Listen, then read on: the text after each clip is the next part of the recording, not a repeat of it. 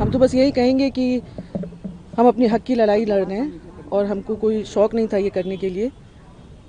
बहुत मजबूरी में हमको ये कदम उठाना पड़ा है और मैं ही नहीं एक अकेली महिला हूँ कि जो चुप है, बर्दाश्त कर रही है। हमारी जैसी बहुत महिलाएं हैं जो चुप रहती हैं, बर्दाश्त करती हैं अपने बच्चों के लिए, अपने घर के लिए।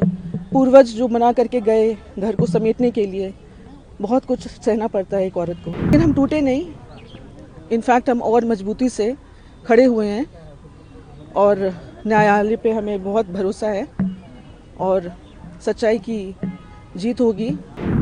अभी ऑर्डर तो हमारे पास आया नहीं है तो उस पर हम कुछ कह नहीं पाएंगे और हम तो बस यही कहेंगे कि हम अपने हक की लड़ाई लड़ रहे हैं और हमको कोई शौक़ नहीं था ये करने के लिए।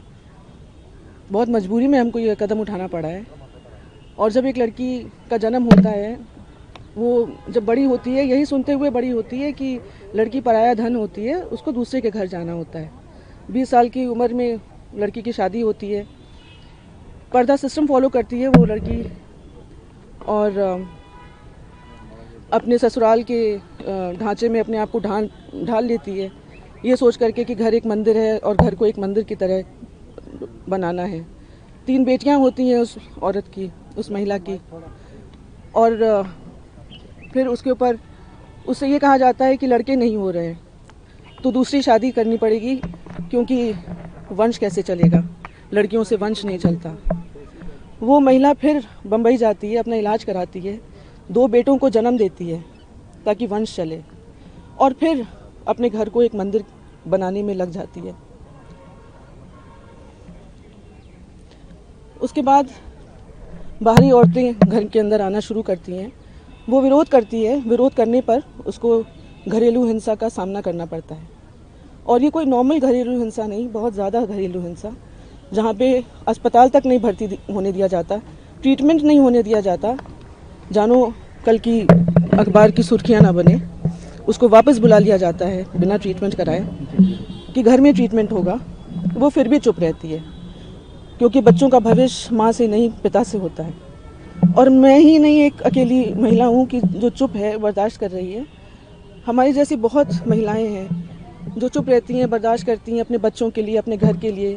पूर्वज जो मना करके गए घर को समेटने के लिए, बहुत कुछ सहना पड़ता है एक औरत को। फिर गोली चलती है, वो तब भी चुप रहती है। फिर उसको उसके दस्तखत फौज किए जाते हैं, संपत्ति नौकरों के नाम दी जाती है, ड्राइवर के नाम, खाना जो बनाता है उसके नाम, MLC के नाम, अननोन लोगों के नाम, ताकि उसके पास कुछ भी ना बचे। फिर डिवोर्स फाइल किया जाता है और डिवोर्स के आड़ में इतने सारे केसेस उस महिला के ऊपर थोप दिए जाते हैं। पुलिस प्रशासन उसके अगेंस्ट झूठे FIRs लॉन्च करती है, झूठे चार्जशीट लगाती है Lucknow police, Delhi police, Uttarakhand police, Uttar Pradesh police.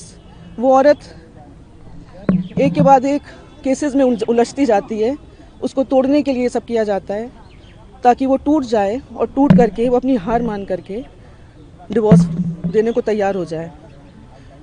लेकिन हम टूटे नहीं, इनफैक्ट हम और मजबूती से खड़े हुए हैं और न्यायालय पे हमें बहुत भरोसा है और सच्चाई की जीत होगी। हम अपने हक के लिए लड़ रहे हैं, अपने बच्चों के हक के लिए लड़ रहे हैं। और ये बहुत गलत बात है कि पति दूसरी शादी करना चाहे, डिवोर्स फाइल कर दे और फिर दूसरी औरत को के साथ घर में रहना शुरू कर दे। फिर मेरी मदर इन लॉ भी परेशान हो क्योंकि उनको भी नहीं अच्छा लगता कि कोई और औरत घर में रहे बेटे के साथ। उनको भी घर छोड़ करके, इस बुढ़ापे में उनको भी घर छोड़ करके जाना पड़ता है। हम लोगों को घर में अलाउड नहीं है। हमारा DV जो है बहुत दिनों से स्टे पे था, जुरिस्डिक्शन स्टे पे। डिसाइड होना था कि महिला कोर्ट में चलेगा या PMLA कोर्ट में। अब सुप्रीम कोर्ट ने जो भी फैसला दिया है अच्छा फैसला दिया है। और क्या फैसला? मैम, आज जो सुप्रीम कोर्ट में आप आई थी, ये कौन सा मामला था? इसमें जो याचिका आपने दायर की थी उसमें क्या मांग की थी? वो हमारे लॉयर आ रहे हैं, वो बता पाएंगे। कोर्ट कचहरी की चीज़ें तो भैया हमारे लॉयर ही बता पाएंगे। आपको आखिरी एक सवाल, चूंकि आप जिस शख्स से लड़ रही हैं वो आपका अपना है, लेकिन बहुत प्रभावशाली और रसूखदार भी है, जिसकी बात कोर्ट के सामने आप लोग रखते आए। ऐसी स्थिति में जब आपको सबसे देश की ऊंची अदालत में आना पड़ा है, क्या लगता है कि अब न्याय मिलेगा और क्या वो अभी भी अपने रसूख का इस्तेमाल करके आपके न्याय को बाधित करने की कोशिश करते हैं? भैया जी हम क्या कहें इस चीज़ का।